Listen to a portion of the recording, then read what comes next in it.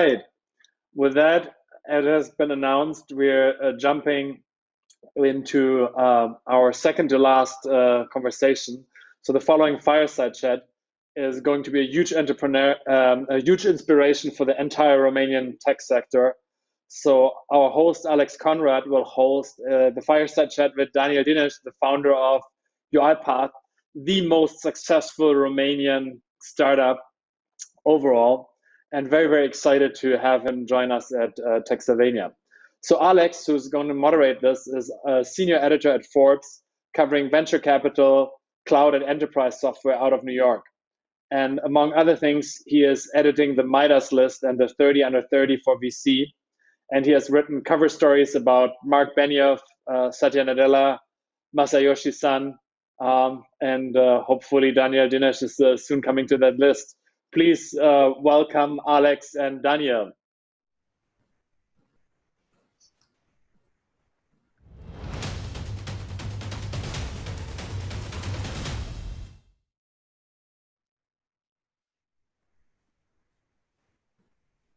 Am I here? There I am. Hey, everyone. It's a pleasure to join you all from Brooklyn in the US. Sometimes this is not that far from where Daniel Dinesh is based, but I just found out that he's in Bucharest with, I'm sure, a lot of the people attending today virtually. Hopefully we can be there in person next year.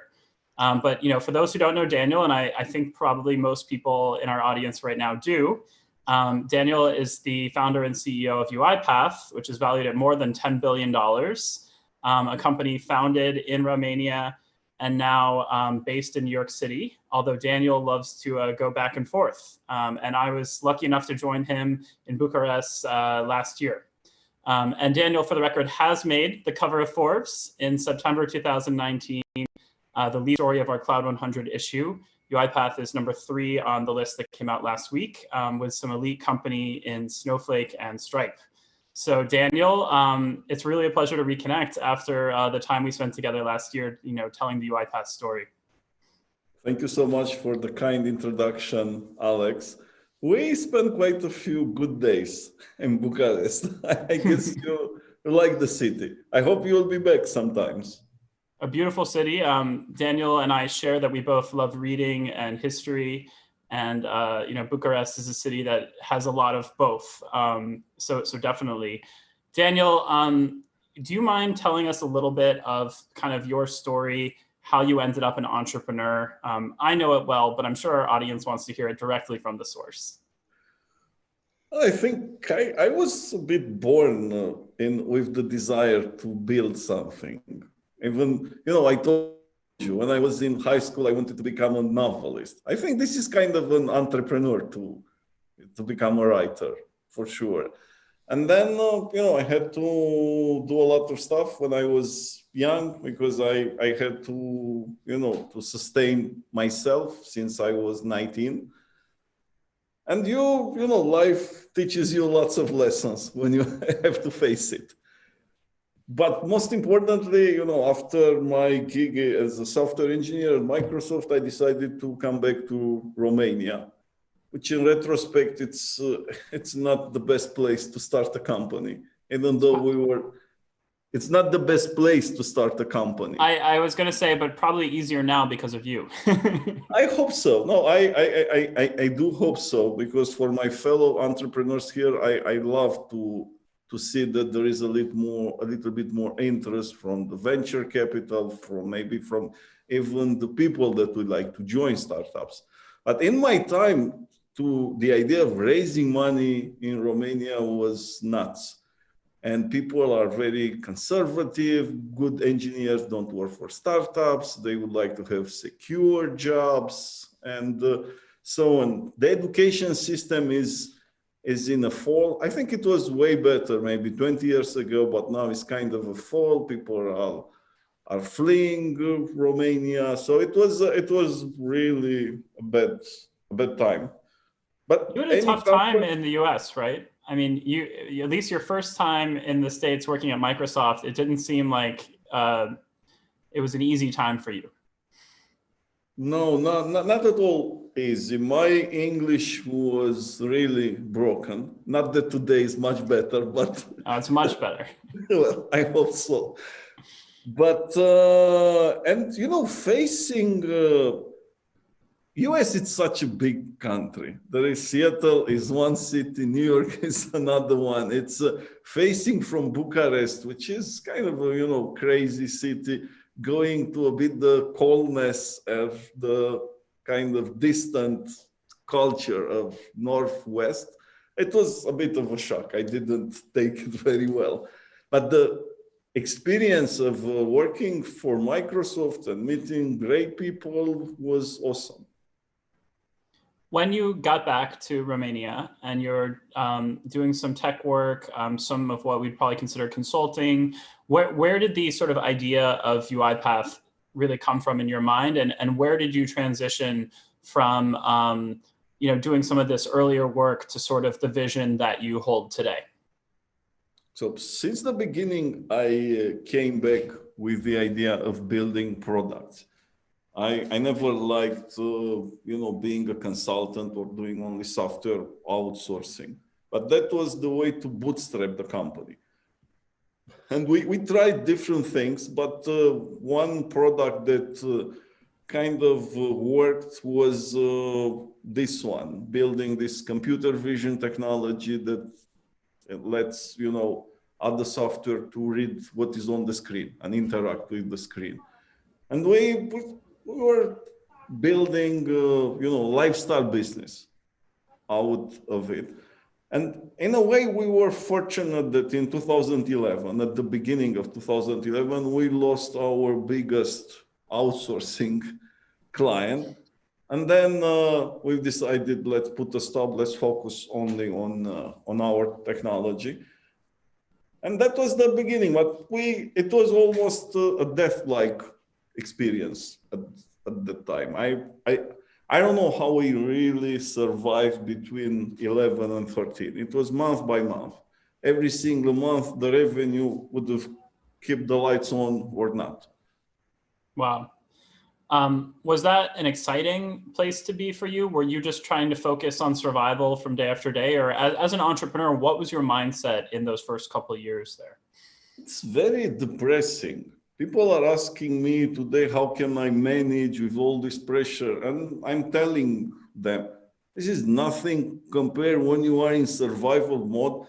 You feel that your career is ruined. You don't have any idea of what you are going to do next, and you have to just survive, and you don't have, you know, a golden parachute. This is very tough. When were you able to raise venture capital money, and what was it like raising, you know, from Romania at that time?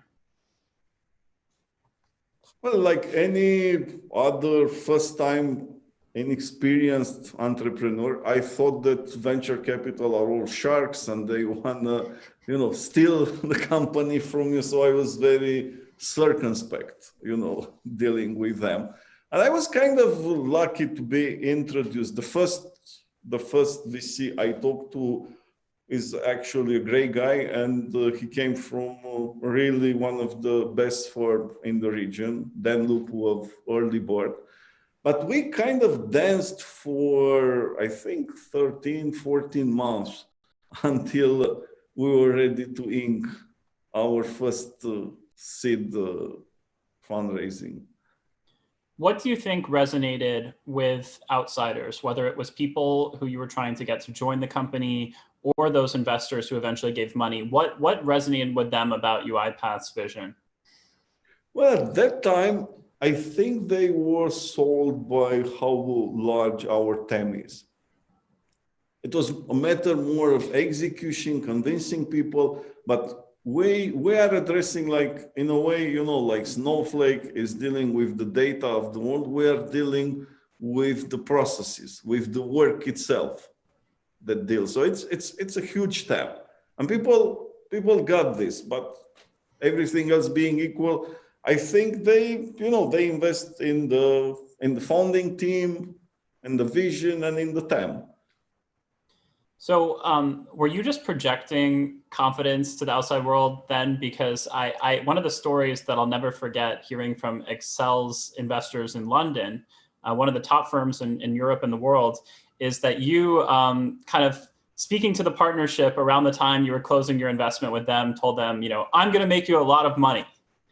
And they loved to hear that from an entrepreneur, the confidence. Was that confidence that you really felt, or was that just good salesmanship, that early in time? Well, I think it's not necessarily salesmanship because it was after the deal was done. But at that point in 2017, when I think April 2017, it was a bit clear to me. We were on a rise. I don't know if you remember, but we started 17 with 5 million revenue and we finished with 50. It's unheard of. It's only during COVID that I've seen growth like this from companies. So what worked? How did that happen? I mean, obviously we could write a whole book about that, but when you just think of sort of a couple of the points that stand out for the entrepreneurs in the audience, what kind of comes to mind? Sometimes it's a bit more difficult to speak about what worked because you don't know exactly what worked. So I'm just making some suppositions. We were spreading across the world without too much discipline. So we sent people from Japan to US, just test a bit the market, and we got lucky in Japan, getting a great customer that has become our biggest customer, helped us a lot with the product. That was instrumental. And same in the USA, early big customers that bet on you are something of a magic. It's not, you cannot control it. It happens or not. So I guess that being not disciplined and just tapping into different market versus, the Silicon Valley playbook is just do well in America, understand the business model and repeat in the rest of the world. That one wouldn't have worked so well for us, but just going and understanding the markets was better. And seeing that it works, you should double down on it. So that was, I never thought that, okay, we made a bit of money, but this is enough. Let's chill. Let's save what we have. In order to not crash. I always wanted to build a great company. Don't build an average company. And this is something that every entrepreneur should understand. When they sign for VC money, they actually sign for growth. So they sign to build a great company. They cannot build a lifestyle business or, stop when the company has 10 million in revenue. That's not this game. For the people who are not super familiar with robotic process automation or some of the intelligent automation that you all do, I'm sure you've gotten good at explaining it over the years. What is the sort of simplest way to describe this that really resonates with people, even if they're not, experts in this kind of technology? I'm not sure we were able to crack it. Yes, I am trying different things, but in the simplest form, the robotic process automation is a form of automation, really, that works by emulating people. And people work with computers, with technology, using their vision on their hands. So vision is important. So we build this computer vision technology that understands what's on your screen. So that can emulate all kind of work you do on your computer, as long as the work is repetitive. That's the best I came so far. I don't know if this is, I'm sure it can be refined, but it's difficult. Does it make sense to you? It does to me. I think the robots have always messed people up. I still get people reading, our cover story from last year asking where the robots are. Exactly. But that's kind of easy to explain to them, because I am telling this technology is very similar to self-driving cars. So you don't have a physical driver. There is a software engine that control the car, but the software engine takes the input from the road and then makes decision based on that. It's kind of the same with us. We just read the screen instead of reading the surrounding of the car. So when I spoke to some of the leading consulting firms in the world, some of your big customers, it seemed like they start with very basic repetitive work like reading claims or analyzing forms, but the dream for everyone is for this to get a lot more complex and predictive, right? So could you talk a bit about sort of how you get excited on the technology side of what is sort of the potential for this technology? Well, you have to start small. I believe in doing baby steps in order to do. This is how progress is made. It's not always in giant leaps. So they start automating more of the trivial, repetitive task, and then they look at documents. They start to do semi-structured documents like invoices, receipts. They gradually move into more kind of complex documents like financial statements in order to understand.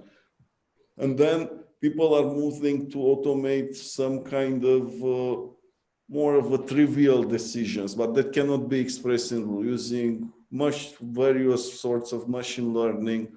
And our approach now is to offer a platform. So we moved in the past year from the idea of a product to one of a platform. And the platform promises you have everything you need in order to adopt automation at large, at big scale in your enterprise. And our promise of a platform is the pieces will work very well integrated. Of course, we cannot play best in class in every part of the platform, but we give you good enough for all of them and best in class where it matters. And we believe it really matters in kind of the RPA part, because that technology can go the long distance. Any other automation technology will stop in its tracks when it goes to long tail of manual activities. It's almost impossible without replacing the infrastructure to make the auto. But when you emulate people, it's like the business work anyway. So you just emulate people with software. So it's simple and it just works. So was that obvious to customers coming from Bucharest? Like, was it more difficult to be taken seriously or have people trust your technology coming from this place where maybe there aren't a ton of huge, technology companies? Well, I have some funny story. The first time I went to Japan and we exchanged cards. I had to make my first cards in my life. So I gave to my Japanese customer the card, and I had the Romanian number, +40. And then he really asked our Japanese guy in Japan, he was very concerned when he saw that this number is from Romania. And then I told him, of course, I have also a UK number. And at that time, I didn't move yet to US or to UK. So I bought a Skype number, for UK, and I changed it on my cards. It was a certain apprehension of people. Is this company gonna survive? Is it gonna stay in the business? Hopefully we shaved a bit of the, of this trauma that people have if a technology comes out of Romania. Was it cheaper for you to build and sort of keep having a big office in Bucharest, a lot of engineers, for people who are thinking about these types of decisions now, what would you say was your experience? Yeah, I'd say that helped us along the way, keeping our expenses in check. I would not say that Romanian market is cheap. Probably is, I don't know, half of Silicon Valley, and you can get you can hire the best people. We always aim to hire among top 1% in Romania. And I'm sure we have top 1% of people, and not only engineering. we are in a very fortunate position to have top 1% of everything that we have. And we build a shared service here for finance, for legal. It's great. They are operating well. They are proud of doing this work, and that's you get a bit more of a momentum when you add a bit of spirit, a bit of ideal to this. And our Romanian employees, I think, have this sense of belonging more than our global base. But anyway, in the entire world, we are. I think we have people that care so much about the company. Why was it important to move the headquarters to New York City and to relocate there yourself? And if you were sort of doing things all over again now on a more modern timeline, is that still the move that you would make again today? Yeah, that was one of the lucky moves back then, because I also decided between London, New York, maybe even San Francisco, but New York made a lot of sense for us. First of all, customers, our biggest customers are there. Even despite the fact that in 2017, US was not the biggest market for us, we knew that and now US is accelerating compared to any other markets for us. So customers, particularly on East Coast, we work a lot in financial services that are more concentrated on the East Coast. And then talent, it's I don't want to give such a bad news to my Romanian and European folks, but if you want to build a company at scale and fast, you can do it only in the US. I hired thousands of people. Also, it's not that European lack talent. It's that European talent moved to the US a lot. And it's more prevalent in non-engineering roles than in engineering. But best go-to-market talent is really difficult to find Europe, especially at scale. Of course, you'll find patches, but at scale, it made a lot of sense. And not to mention the investors. It's a different league of the sophistication of US investors versus the rest of the world. So do you think it's a good idea for companies who are looking to learn from you that perhaps you can have product and engineering still in Europe, in a place like Romania, but maybe for sales and marketing, or at least for those big clients, you want some people in the US as well? Yeah, I think this is the right model. And then I know quite a few companies that are following this model successfully. Got it. And so how do you kind of split up your time now? You're back in Bucharest, and what, as CEO of a company this big, what becomes your focus? Because sometimes startups will bring in a new CEO, like Snowflake did it twice, and you've been there from day one now to running a company worth over $10 billion. So how has your role changed? It's changed, quite a lot during all these past 5 years.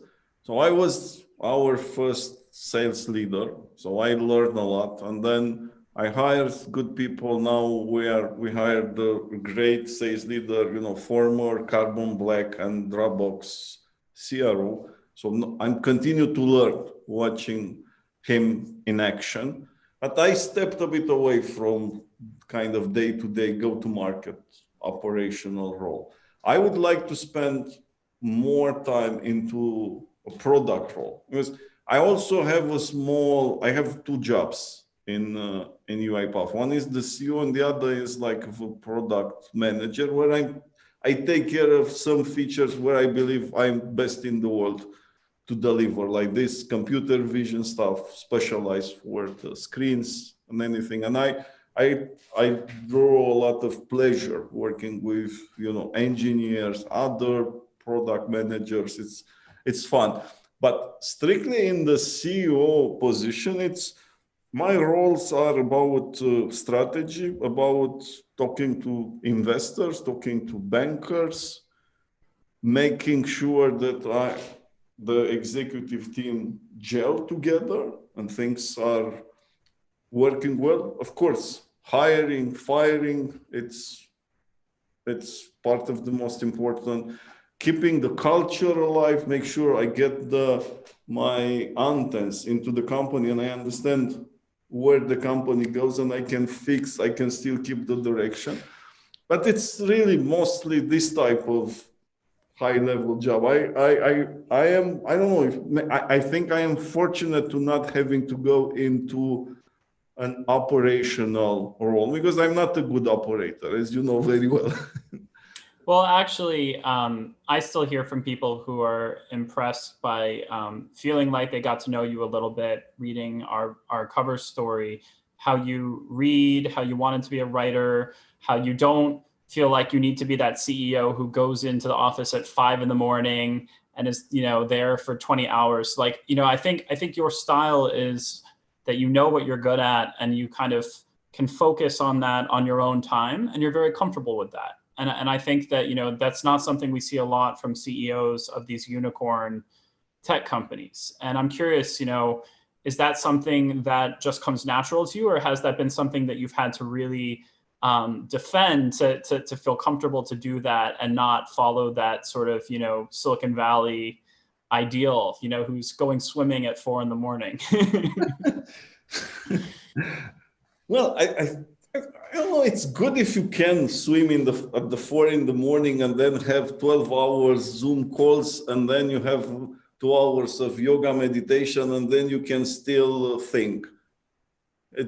You know what happens if I go into 3 days of having these calls, 10 hours a day of calls every day. After 3 days, I'm done. My brain is toasted. I don't see the big picture anymore. I see only the small little details. So it doesn't work for me.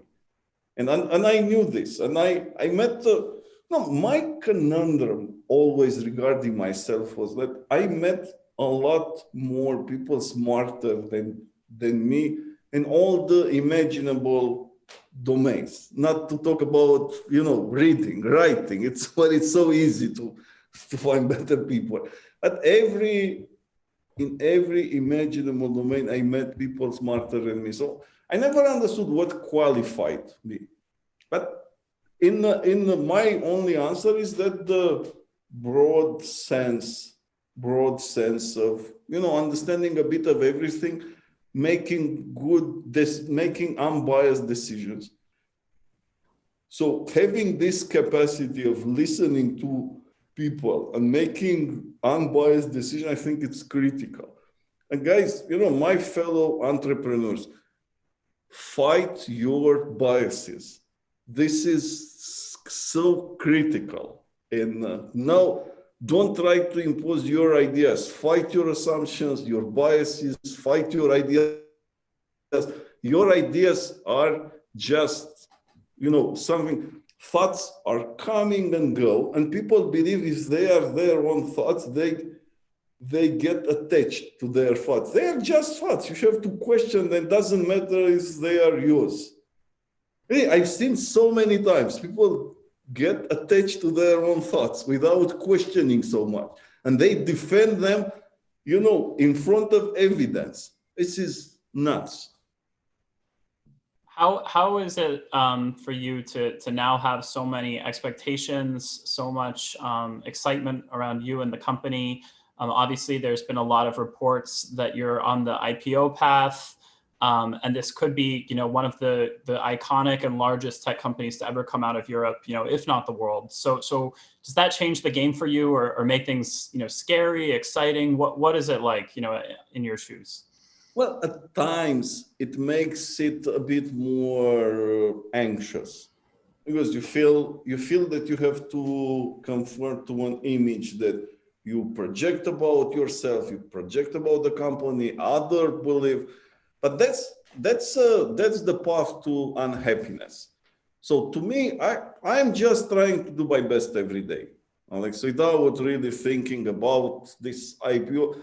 When I talk to the company, yes, I always told them from a year so long, guys, our goal is to have an IPO north of 20 billion. That was the goal of the company for even 2 or 3 years ago. But I believe that you need to put numbers to measure.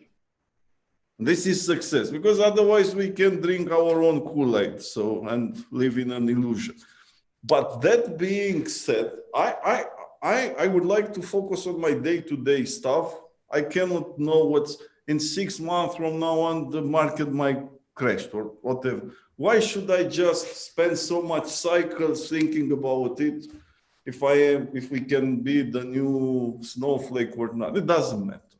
We are here to build a company over the next 5 to 10 years. IPO is just one stage, and that's it. It's a big stage, though, and I'm curious. Do you hope that there's a generation of founders who maybe come out of UiPath who either are successful eventually enough to feel like they can take the plunge, or just have kind of caught that startup bug, from working at the company? Well, I think so. If you look in Romania, which is a relatively small country, I've seen this, for instance, in sport, like in tennis. We have #1 in the world in Ilia Nastase and then Simona Halep.